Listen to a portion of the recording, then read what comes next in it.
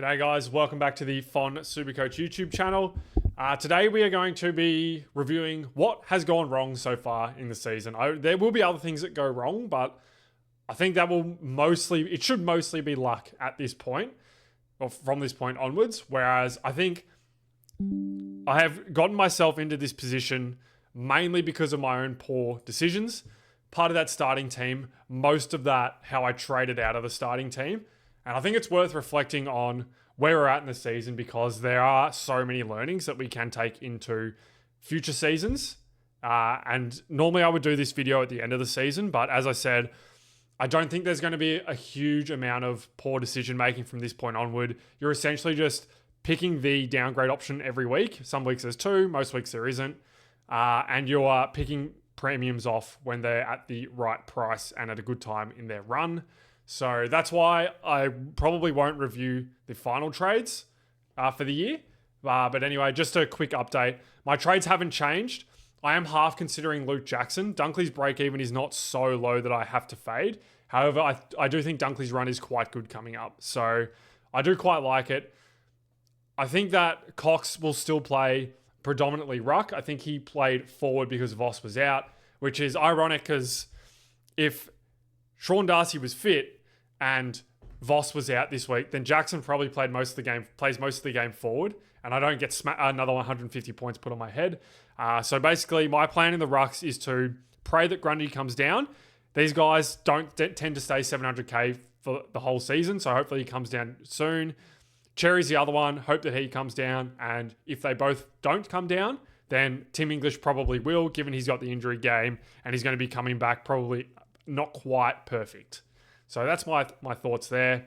The trade stands for now. So this video is going to predominantly be about decision-making in the starting team and why decisions were good or bad, and then the trades and why I think most of my trades have actually been reasonably poor. There has been some luck involved, but I think that the poor decision-making process has resulted in the luck impacting me more than it normally would. So yeah, let's dive into it. So the first thing I've done is I've got my round one team at the conclusion of round one. Now, I understand that this is quite blurry. I should have taken a better image of it at the start of the season. But basically, I'm going to read out all these names. I understand it's not very good viewing, but I think it serves a purpose. So firstly, Jack Sinclair, massive tick. So we'll tick this one off. Just had a really good role, and I knew this in preseason. I was confident that Nazaya would be tagged a fair bit. So that's why I went with Sinclair. I think that was a huge tick. Probably close to my only really good pick, I think. There are a couple other ones, and we'll get to them. But yeah, Sinclair was really good. I was going to have this without opening round, so not to pat myself on the back, but the preseason research was good regardless of opening round. We're not expecting to have opening round next year. So, yes, that's it. So, Whitfield is interesting.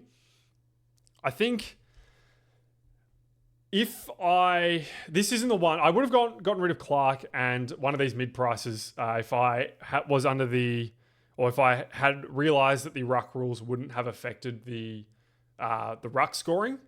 So, Whitfield, I'm actually going to give a tick. And I think some might question that. But the reality is, these guys are going to drop at some point. You have to start someone. And I think Whitfield had a really good buy. So that's why it was worth doing it. And I was obviously very confident that he would be a premiums or top 6 scorer this year. Were there better picks? Yes. But you've got to pick someone. You can't just go all in on value because I sort of did that with the mid prices and it went wrong. So I think Whitfield was a tick. And then Rosie I'm also going to tick off because he got injured. So, yeah, I think that was mostly luck.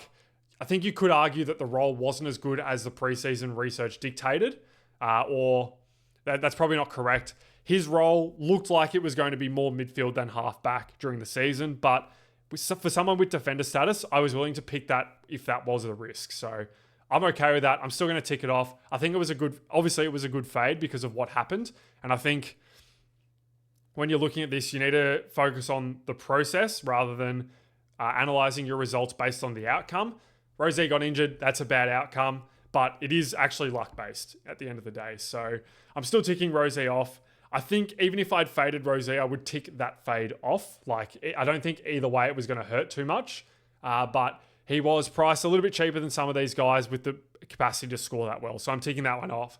Jordan Clark, cross. So why is Jordan Clark a cross? So firstly, this was predominantly picked because of the buy. And I think that was one of my big undoings this year was I focused way too hard on buys at the start. When the reality is, provided you don't load up on a group of one team with the same buys, they don't really affect you. And that was mainly my decision making for Jordan Clark. It was also the no Luke Ryan factor, but there's 23 games in a season and Luke Ryan was going to miss like 4 or 5. So I think that was just foolish from me. His scoring hasn't been diabolical. It hasn't been great, but it hasn't been diabolical. But I don't think that he was worth it at the price. As I said before, you've got to pick someone, but I could have had Rux. And Rux would have drastically changed my season. And I understand that my logic was that the ruck picks were going to not score as well. I've been totally wrong about that. We'll get to the ruck line in a second. So, Clark, I am not ticking off. I think that was a poor pick. I think this should have been a ruck instead. Again, knowing that it wasn't a ruck, then it probably should have just been Ash, I think. And then Jakes, Sarong, Lindsay, and Selwood, I'm all ticking off. So these three I don't think are really worth discussing. Just good roles in teams that would enable them to score. Selwood, I think, is a really good tick. And I think there's a learning to take out of this where with these mature age guys, they tend to impact more quickly because, I think Selwood's 25. They're just more mature bodied and that's what allows them to impact more. And I'll talk about the plays that I haven't picked and the learning processes there at the end.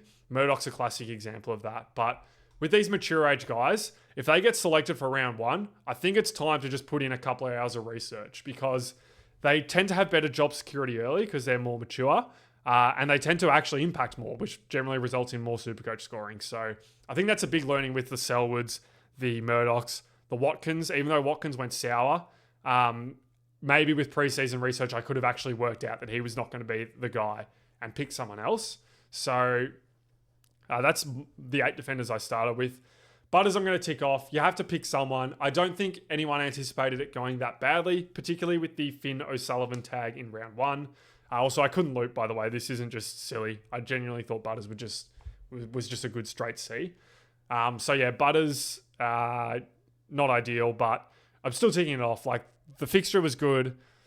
We probably knew Port would be bad, but the Butters had a couple of down games and just like this random tag at the start, which is the reason it hasn't gone as well. Nick Dacos, I'm going to tick off as well. I think he's beating the tags, has the bye, whatever.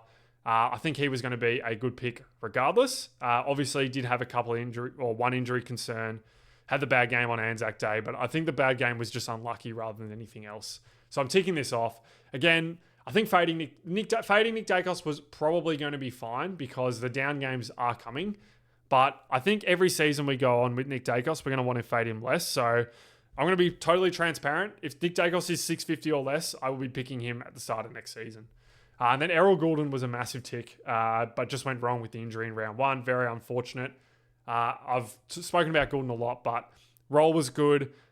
Ticked off the natural progression. So, he was just going to be a really good pick that unfortunately didn't pan out.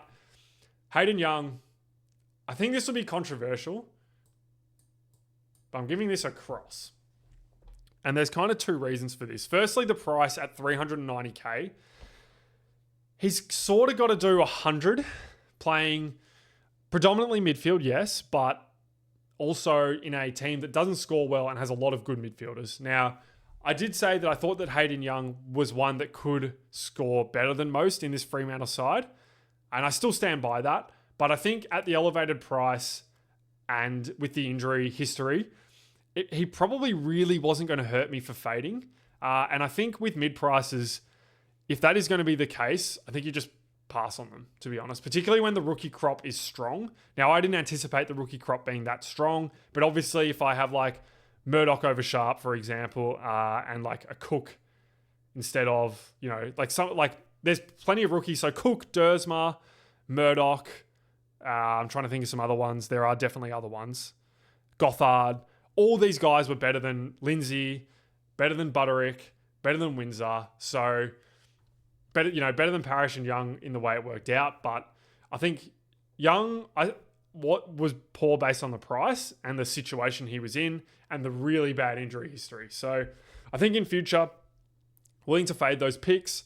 It's weird because in one of the years when Elliot Yeo was 440, there were some people that started him, but I still faded, understanding that at the price he would likely be value, but the body would fall apart at some point. Now, ironically, Elliot Yeo probably did enough damage to me in that season where he made 120k when he got injured and he put up massive scores that the damage was done anyway.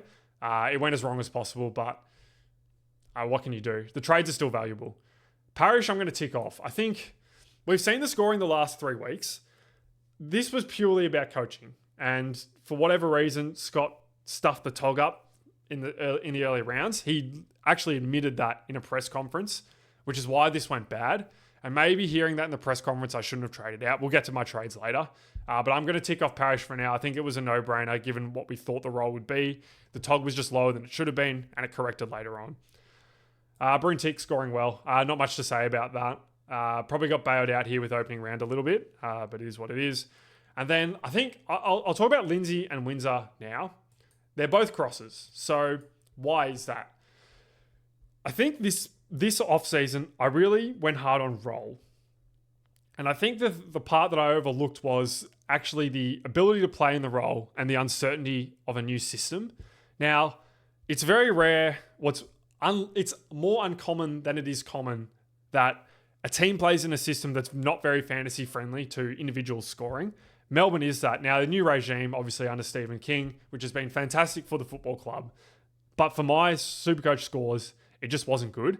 And I think with guys, I think Windsor particularly, Lindsay you could argue was okay because he was on kick-ins. And this was not a failed pick. It was just should have been a rookie because of how good the rookies were.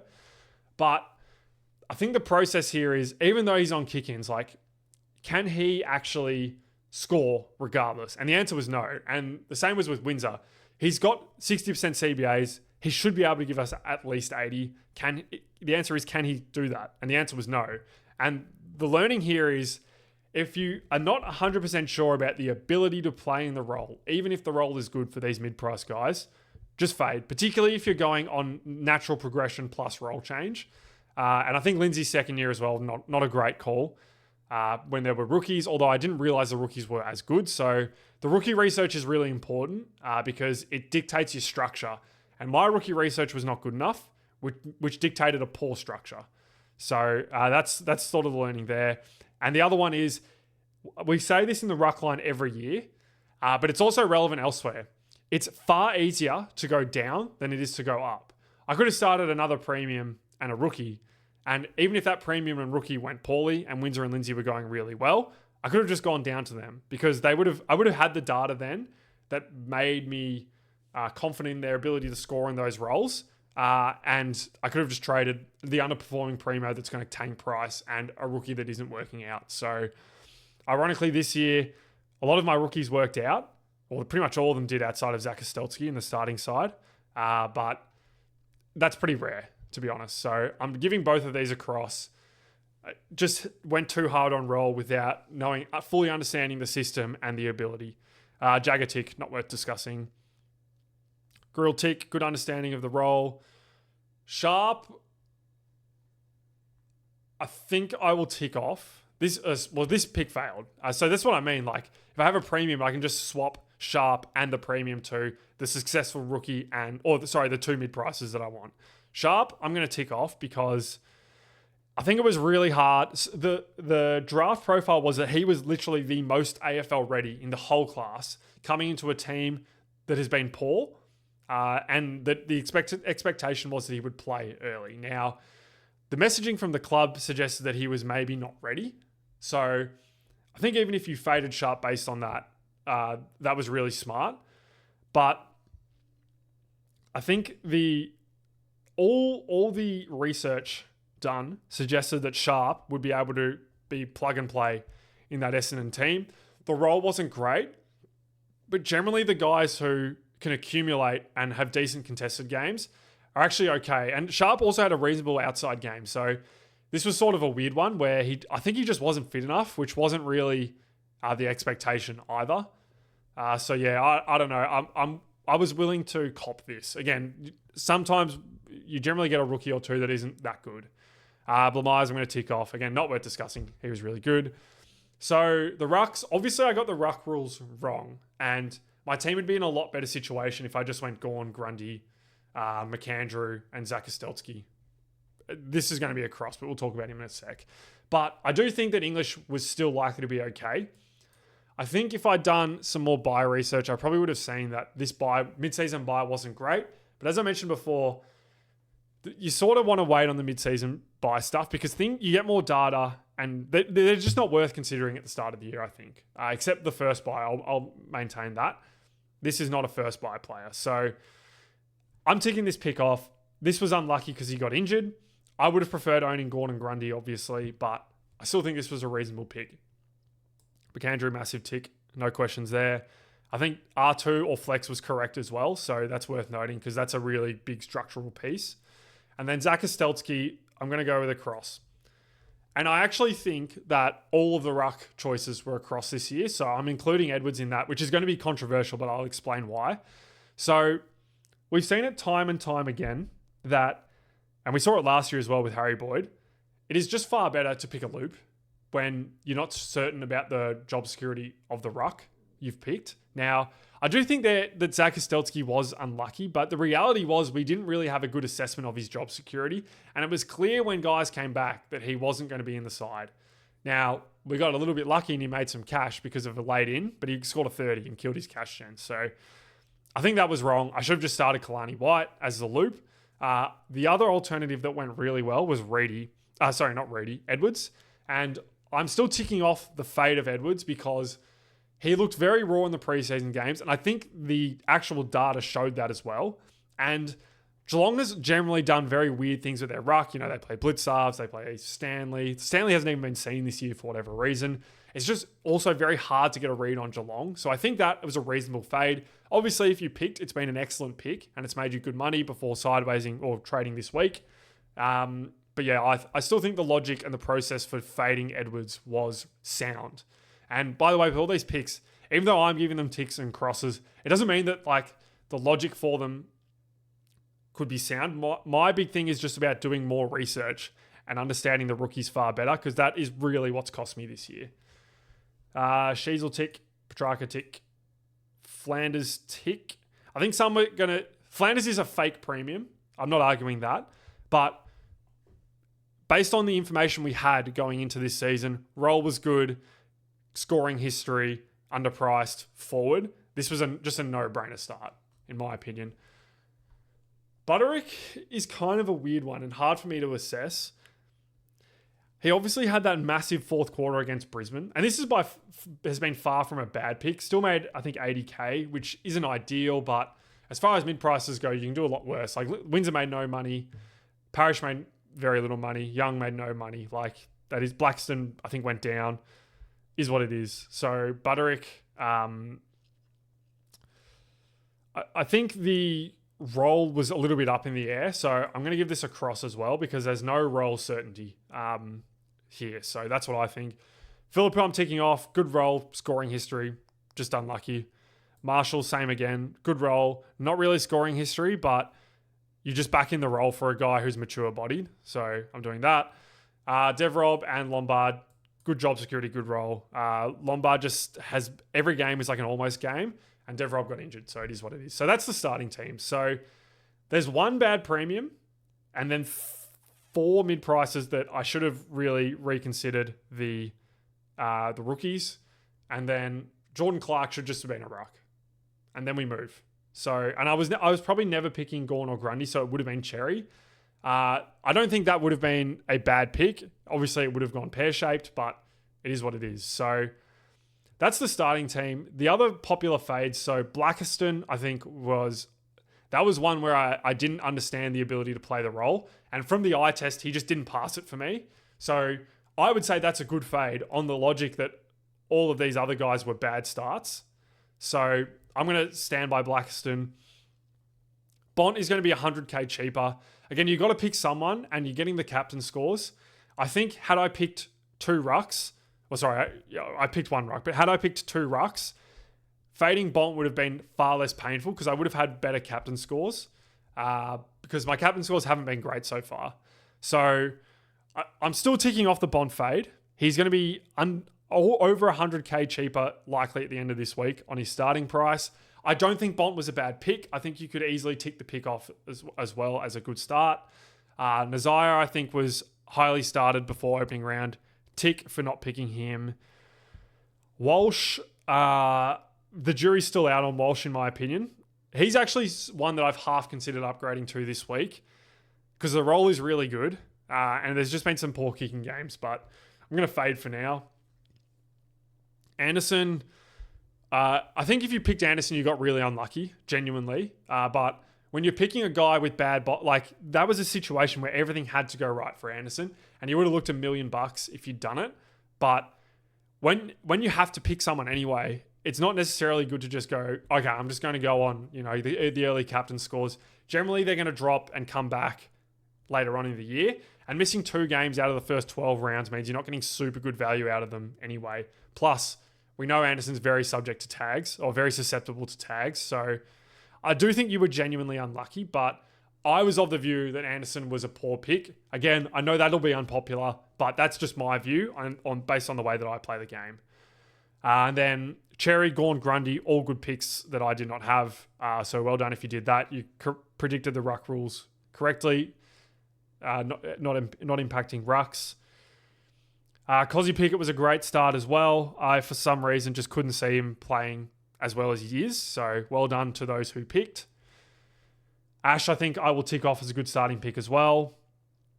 I'm trying to think if there are other mid-prices. So the ones that went well were like Harvey Thomas, Tanner Brown, and I guess Roberts counts.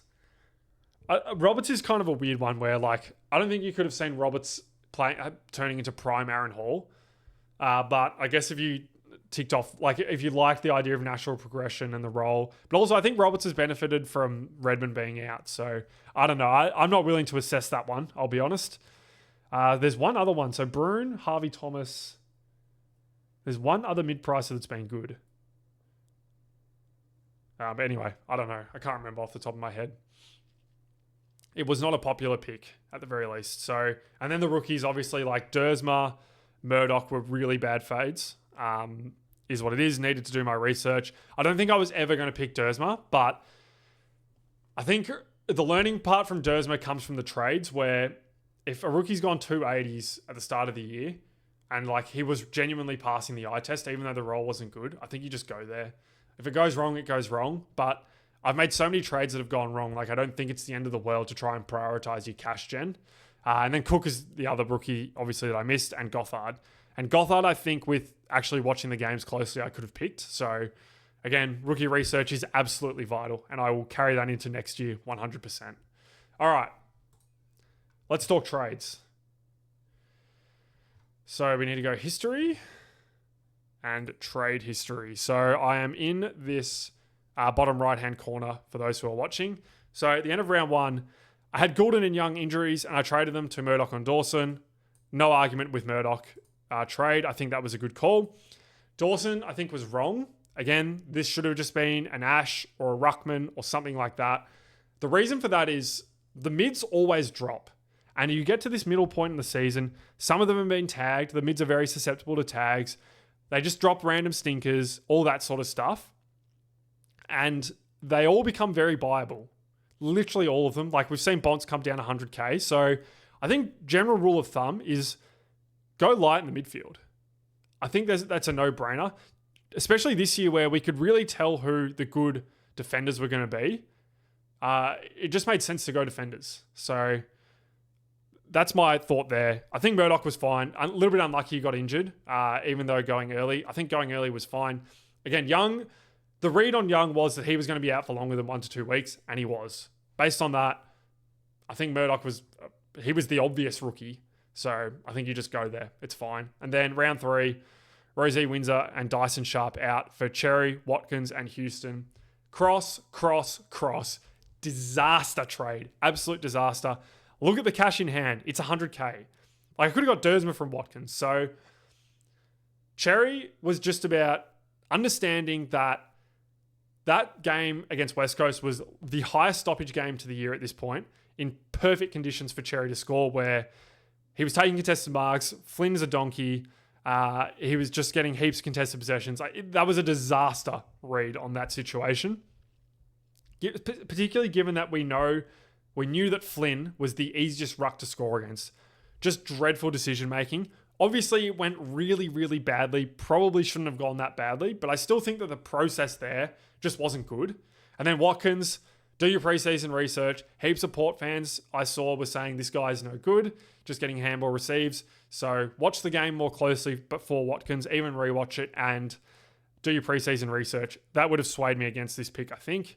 And then Houston, again, watching closely, didn't look too fit. Again, I think we've probably been a little bit unlucky with Houston, but I still don't think he's going to be top 6. I will say that. He just doesn't look that fit. Now, if Houston was 430k next year and looking more fit, I would actually pick. So, again, we have the history with Houston. I think there is scope for him to score well in that Collingwood system. It just hasn't happened. Well, except for the couple of weeks it has. So, I think this was a poor trade as well. Again, like imagine I've gone Grundy, Dersma, and like a Worrell here or something like that. Like I would have just been in a way better position. I'm going to talk about trading in Worrell later. I think trading in Worrell when I did was probably not too smart, but we'll talk about that. And then round 4 out, Cherry Parish. I think I'm ticking this off. The TOG was so bad for Parish and the scoring had dried up. And Cherry obviously got suspended. Myers and Holmes. Myers was unlucky. I genuinely believe that. The role was good. The scoring history in the last 15 games was like 105 or 102 or something like that, which was clearly going to be enough to be a top 6 forward. It just happened to be on the week where there was a Monday game for Geelong and there was no injury reported when he literally had his ACL damaged. So I think that's just unlucky. And then Holmes was probably a good pick. Even though all these guys come down, his role would genuinely fairy role, like midfielder taking kick-ins, as we have seen with Nazaya. It is a fairy role. Very easy to score in, so I'm ticking this one off. I think this is a really good trade in. Round 5, so English out, injured. Lindsay looked capped. Fine trade outs, had to do it. Farah, good trading. Gawn, I think, like the whole preseason I said, I think they're going to manage Gawn. I think there's a chance Heath plays. Heath's not bad. And then it happens. So Grundy was 40k cheaper at this point. I think that was really a no-brainer, to be honest. Like, I ummed and ahed about it. I was complaining about Gawn because he was in my AFL side that I go for, and I just really wanted to not have to hide behind the couch watching him. And then Grundy, I saw the run where I thought it would happen, but as I said before, these 700k guys almost always drop. So this was just silly, in my opinion. Now, I was forced into trading up for a ruckman based on my situation because I only picked one. So I think that Grundy was my guy here that I should have gone. So poor trade. Understand that Gawn has gone as poorly as it could have based on the run. Well, actually, maybe this wasn't that bad because the run, like Richmond for Gawn when Nanker's played has been 180. So it is there is definitely a luck element, but my logic in the preseason dictated that what has happened could have happened. It just happened at a really unfortunate time when the run was particularly good. So that's a shame. On Gawn, I do think this will be the last week of the duo ruck for a while, but we'll see. So that's Gawn. This is far from my worst trade-in, but I think the process wasn't great. I think I disrespected Grundy a little bit and just thought he was a little bit of a luck bot last year when that's just not the case.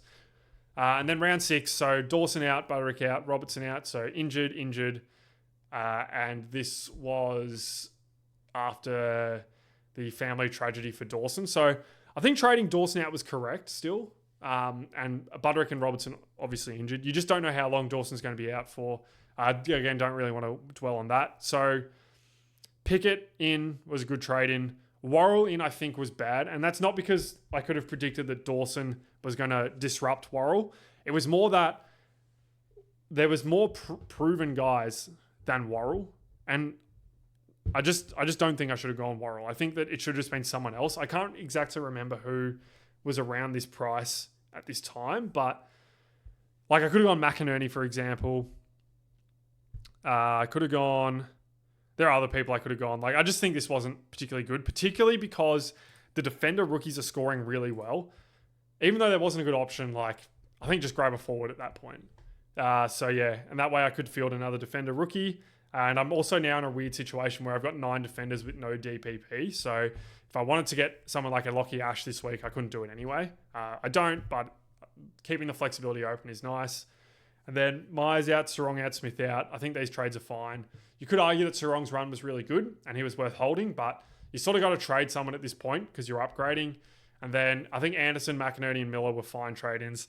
McInerney just had a poor game. Miller, I knew was going to drop another probably 10 to 20k, but you got to get someone. So, yeah, I'm ticking this one off. Also, like, going back to here, if this was Grundy, Cook, Pickett, like, my season's totally different from this point on. So this trade this week was such a disaster. And then this week, the jury's out. I think the process is fine. 2 good downgrade options. I would ideally like to hold Blamires, and I think Blamires will play this week because Tom Powell was very poor. But as I said, you've sort of got to cash in at some point. So, and clearly Blamires' spot in the side is not that good, or that safe. Also, where's Perez? I didn't even speak about Perez. This just should have been Edwards. Take the job security over the sketchy job security when the role isn't even that good anyway. So yeah, that's kind of my reflections to this point. So the main focus, obviously next year, there's going to be no opening round buys to be afraid of. And I know what the ruck rules are going to do. I pray that the AFL does not change the rules any more than they have. But we'll see how that goes. So those problems shouldn't occur for me next year. It is just going to be about doing better rookie research. And I know last year I did really good rookie research, and the ones that I missed were like Connor O'Sullivan, who the Geelong injury reporting was really the main reason for that, and Murphy Reid, who I think learning these Western Australian rookies more, or doing a lot more deep diving into them, because they seem to be the ones we have the worst read on. That was the issue there. So yeah, that's the video. Let me know how, I don't know if you drop your comments below, drop your thoughts below. Let me know what you think. Very willing to chat about this sort of stuff. That's why I make the content. So, yeah, thank you all for watching, and I will see you on Monday night for the round 8 review. Thanks, guys. See ya.